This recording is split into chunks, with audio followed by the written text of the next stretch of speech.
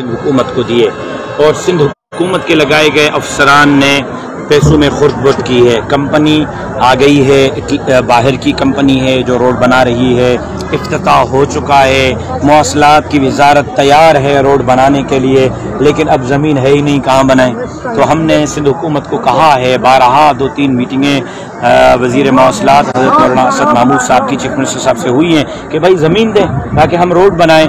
तो मैं उम्मीद करता हूं कि जल्द अज जल्द सिंध हुकूमत हमें ज़मीन मुहैया करेगी और मौसलात की वजारत का ये सिंध के अवाम को बहुत बड़ा तोहफ़ा होगा कि 370 अरब से ज़ायद की खतीर रकम खर्च हो रही है और उसके बाद फिर पूरा मुल्क मोटरवे के उस धारे में आ जाएगा। लेकिन आप ऐसे बता रहे हैं कि मटियारी में जो है वो खुर्द-बुर्द हुई है। कौन सा महकमा है जो बचा हुआ है? कौन सा महकमा है जहाँ खुर्द-बुर्द नहीं हुई है?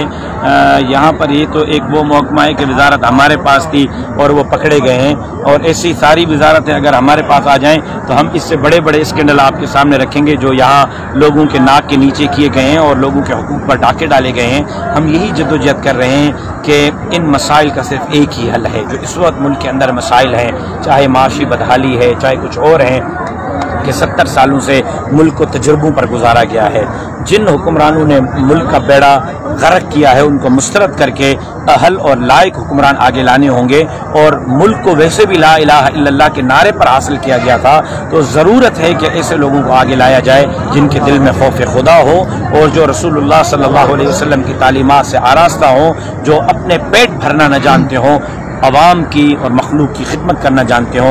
मैं समझता हूँ कि पाकिस्तान के अवाम के पास बेस्ट ऑप्शन जमीयत उलमा इस्लाम का है कि वो जमीयत उलमा इस्लाम पर एतमाद करें। इंशाअल्लाह इस मुल्क के मसाइल को जमीयत उलमा इस्लाम इक़्तिदार में आकर हल करेगी।